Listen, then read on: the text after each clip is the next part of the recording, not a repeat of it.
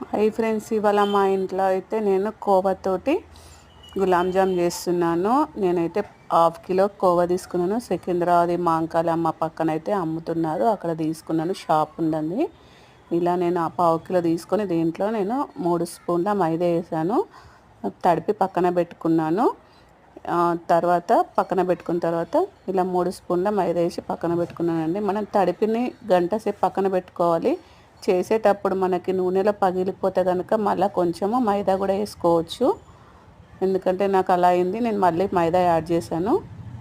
అప్పుడు బాగా వచ్చాయండి. ఇలా తడిపి పక్కన పెట్టుకున్నాక చిన్న చిన్న బాల్స్ వేసుకొని పక్కన నేను ఇక్కడ పక్కన అయితే నేను పాకం పెట్టానండి.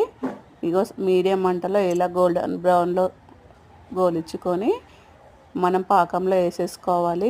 చూడండి ఎంత బాగా వచ్చాయో గులాబ్ జాములు. అంతేనండి, సింపుల్గానండి. నా వీడియో కనుక నచ్చితే లైక్ అండ్ షేర్, సబ్స్క్రైబ్ చేసుకోండి. బాయ్ అండి.